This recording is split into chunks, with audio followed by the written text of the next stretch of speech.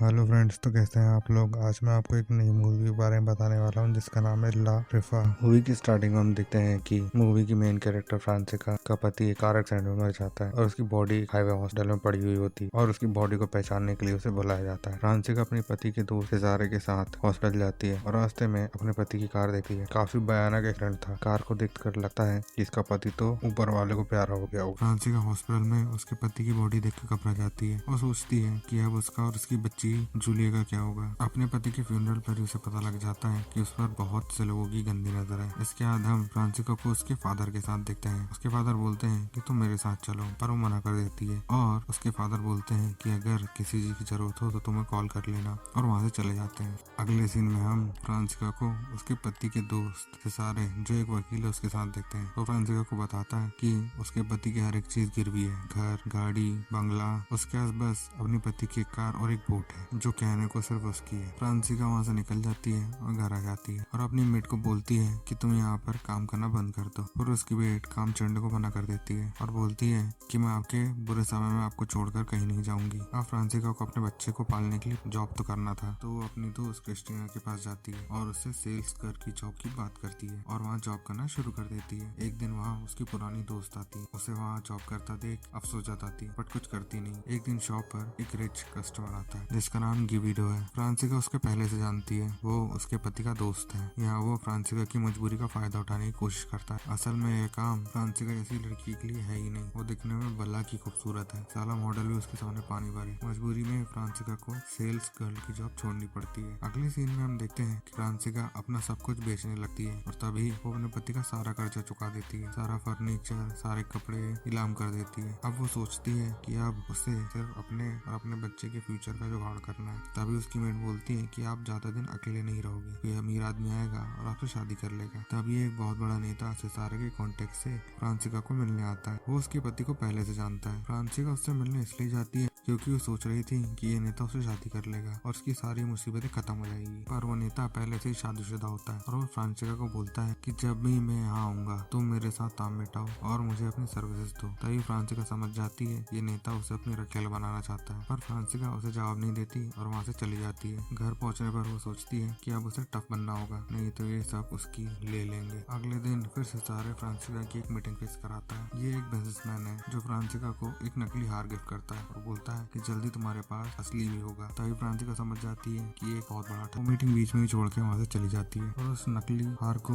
उस बिजनेसमैन के नकली दांत के जार पे छोड़ जाती है। अगले दिन में हम देखते हैं कि फ्रांसिका अपने दोस्तों के साथ एंजॉय कर रही होती है। तभी उसे उसकी अलमारी पे एक पर वाला कोट दिखता है। ऐसा ही कोट कभी फ्रांसिका के पास भी था। दरअसल जब फ्रांसिका अपने कोट की नीलामी कर रही थी तब उसकी फ्रेंड ने किसी से बोलकर इसकी नीलामी के कम दाम लगवाए थे और उसे खरीद लिया था और उस कोट पर कुछ चेंजेस कराए थे और फ्रांसिका समझ जाती है कि ये उसी का कोट है। अब तो उसकी फ्रेंड ने उसका चुटिया काट दिया। दिन बाद की फ्रेंड का पति फ्रांसिका के घर आता है। ये उसी का पति है के पास फ्रांसिका का कोट है जिसका नाम कालरा। कालरा का पति फ्रांसिका पर मरता है और उसे बताता है कि वो उसे लाइक करता है। तो फ्रांसिका उसके साथ पलंग तोड़ गप्पा करती है और उसके बाद वो बोलती है कि मुझे एक बार वाला कोट कल तक चाहिए। अगर वो कोट कल तक मेरे पास नहीं आया तो मैं कालरा को सब कुछ बता दूं। अगले दिन फ्रांसिका को एक कोट डिलीवर होता है। वो उस कोट को बेच देती है और इससे उसे काफी अच्छे पैसे मिल जाते हैं, जिससे वो अपने बच्चे की स्कूल फी और रेंट भर देती है एक साल, और बाकी बचे पैसों से एक सेकंड हैंड कार ले लेती है। कालरा को कुछ दिन बाद सब पता लग जाता है। वो उसे कोट वापस लेने आती है और बहुत गुस्से में, क्योंकि उसका पति उस कोट की किस्त अभी तक चुका रहा है। पर फ्रांसिका बोलती है कि मैंने वो कोट बेच और सारे पैसे भी खर्च कर। फिर कालरा उसे उसके पति की काली करतूतें बताती कि तुम्हारे पति का अफेयर था, सबको पता था, बस तुम्हें छोड़कर। फिर फ्रांसिका उस लड़की से मिलने जाती है जिससे उसके पति का अफेयर था। वो लड़की उसे बोलती है कि हमारा अफेयर था बट वो तुमको और तुम्हारी बच्ची को बहुत चाहता था। और तब फ्रांसिका वहाँ से निकल जाती है। घर जाकर अपने पति के साथ ली हुई सारी फोटोज तोड़ देती और अंगूठी को वॉशरूम में फ्लैश कर देती।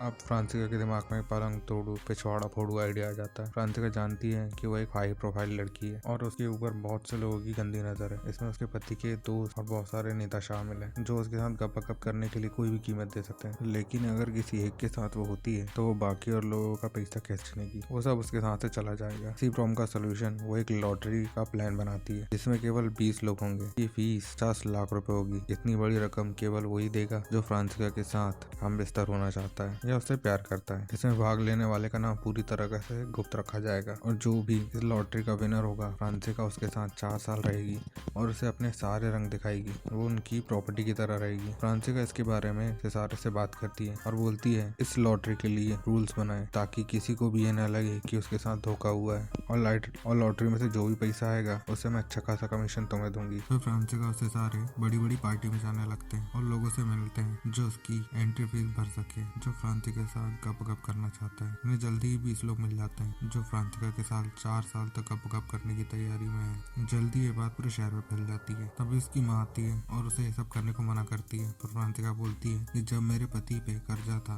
तब तुम लोग कहाँ थे, मैंने वो अकेले ही चुकाया है। बाहर में आओ तुम और तुम्हारा परिवार, मेरे को जो करना है मैं वही करूंगी और लॉटरी बंद नहीं होगी। जिसको जो सोचना है सोचे, जो करना है करे। अगले सीन में हम देखते हैं कि फ्रांसिका सोचती है कि इस लॉटरी में कुछ ऐसे भी लोग हैं जिन्हें वो चाहती है कि वो ये लॉटरी ना जीते। जैसे उसकी फ्रेंड का पति, उसकी फ्रेंड उसे गलत समझेगी और उसे उसके पति की ठरक नहीं दिखेगी। जैसे कि उसके पति की गर्लफ्रेंड जो उसकी खूबसूरती की दीवानी है, पर अब सभी सीट बुक हो चुकी है। जल्दी उसके पास 10 करोड़ रुपए आ जाएंगे और वो एक अमीर विडो बन जाएगी। अब से सारे की भी ठरक जान जाती है। अब वो बस पैसे ही नहीं, फ्रांसिस्का से शादी भी करना चाहता है और उसकी बच्चे की पूरी जिम्मेदारी भी उठाना चाहता है। अब फ्रांसिस्का उसे मना कर देती। अगले ही दिन फ्रांसिस्का की कार से एक लड़के का एक्सीडेंट हो जाता है। इसका नाम एंथोनियो है। एंथोनियो से मिलने के बाद फ्रांसिस्का उसके साथ कुछ समय बिताती है और उसे अपना दिल दे बैठती है और दोनों रास्ते में गप कार्यक्रम शुरू कर देते हैं। अगले दिन फ्रांसिस्का एक क्लाइंट से मिलने जाती है और वापस आते ही एंथोनियो पर टूट पड़ती है। दोनों काफी देर तक गप करते रहते हैं और पलंग तोड़ते हैं। अब फ्रांसिस्का सोचती है कि अगर एंथोनियो को लॉटरी के बारे में पता लगेगा तो वो मेरे बारे में क्या सोचेगा। पर जल्दी एंथोनियो की सच्चाई सबको पता लग जाती है कि उसे लॉटरी के बारे में पहले से ही सब कुछ पता है। वो तो बस उन पैसों से ऐश करना चाहता था जो फ्रांसिस्का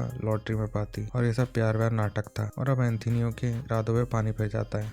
अब अगले सीन में हम देखते हैं कि फ्रांसिस्का अपना इक्का बाहर निकालती है और अपनी नई चाल चलती है। उसने सीक्रेट इन्फॉर्मर बन के एक ऑनेस्ट पुलिस वाले को इलीगल लॉटरी की जानकारी दे दी और फिर सितारे के घर में रेड पड़ जाती है और वहाँ 20 चेक जब्त होते हैं जो फ्रांसिस्का के नाम पर हैं। अब सभी 20 लोग जिन्होंने 50-50 लाख दिए हैं उनकी फट जाती है। उनका करियर, उनकी रिस्पेक्ट सब दाव पर है और ये सब न्यूज़ में भी आ जाता है। अब सब कुछ फ्रांसिस्का के बयान पर निर्भर है। पुलिस फ्रांसिस्का का बयान लेने आती है और पूछती है कि इन 20 चेकों के बारे में आपको पता था।